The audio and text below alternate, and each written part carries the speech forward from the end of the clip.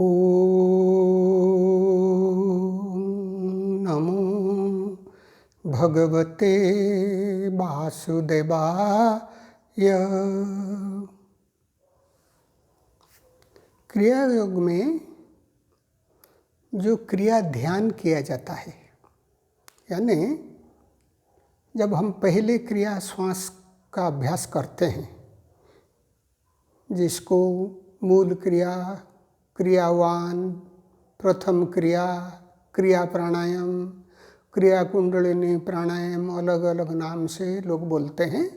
इसको हम लोग सिर्फ क्रिया ही बोलते हैं, यानी प्रथम क्रिया। ये प्रथम क्रिया के बाद इसको किया जाता है क्रिया ध्यान। इसमें क्या है, सारा चीज़ को थोड़ा समझना चाहिए।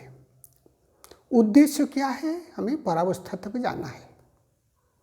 परावस्था एक टेक्निक तो है नहीं, लेकिन शुरुआत में हम लोग करते हैं। ये अपने आप आता है। कैसे आएगा? जब साधक दीर्घ समय अभ्यास करेगा और जब ध्यान में बैठेगा, लंबा समय बैठेगा, तो फिर क्या होगा, इसी को परावस्था का अनुभव होता है। अनुभव होता है यानी परावस्था अपने आप स्थिति आता है।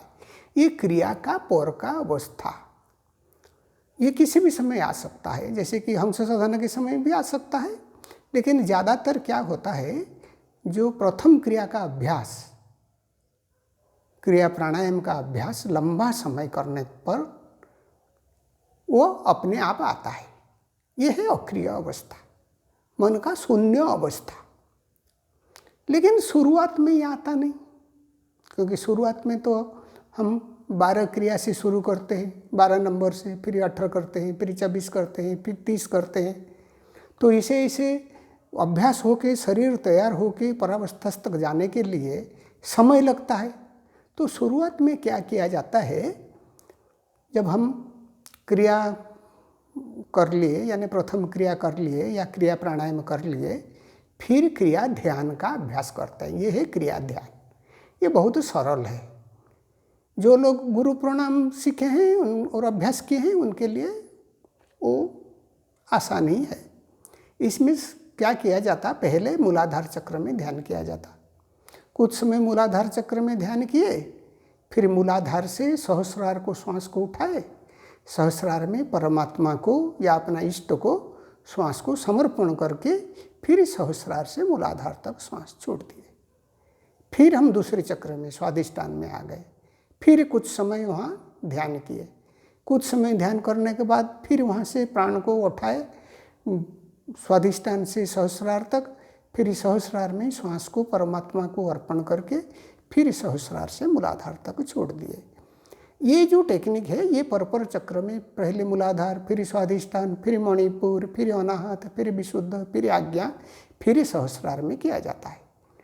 एक ही टेक्निक मूलाधार से आज्ञा चक्र तक। जब सहस्रार में करेंगे थोड़ा फर्क है, थोड़ा फर्क यानी सहस्रार से जब श्वास लेते हैं, वहाँ ऊपर को लेते हैं, थोड़ा ऊपर को लेते हैं। ऊपर को लेने के बाद और नीचे को और श्वास छोड़ते नहीं, यानी मूलाधार तरफ, नीचे की तरफ और आते नहीं। वहीं धीरे धीरे श्वास विलीन हो जाता है और हम परावस्था में जाते हैं। ये क्या है, जो नो थॉट स्टेट में जाते हैं, अक्रिय अवस्था में जाते हैं, शून्य अवस्था में जाते हैं।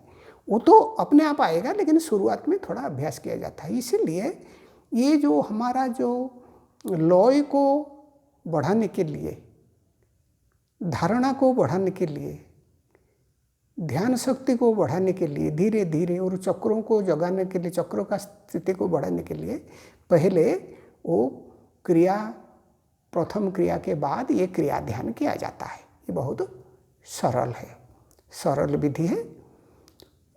और यहाँ क्या होता है, एक चीज़, जब साधक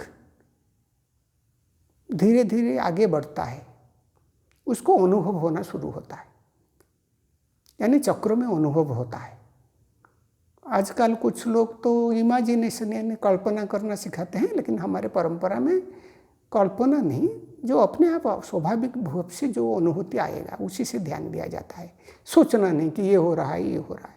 इसमें क्या होता है, दिव्य ध्वनि व्यक्ति श्रवण कर सकता है, या दिव्य ज्योति का दर्शन हो सकता है, या दिव्य स्पंदन का अनुभव होता है।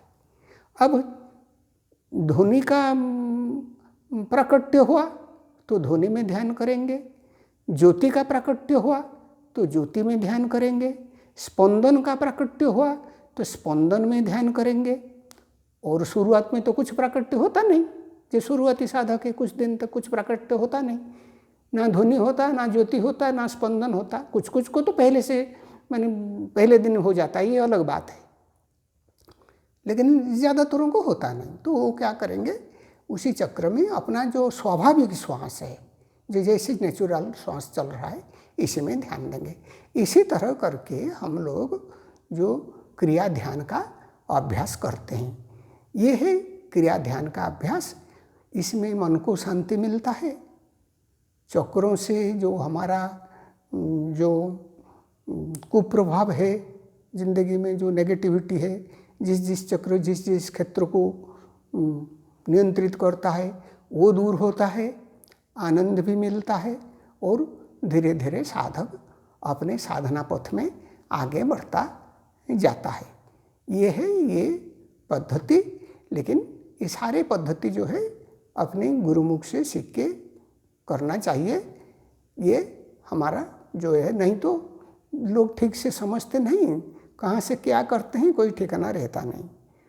ओम शांति शांति शांति।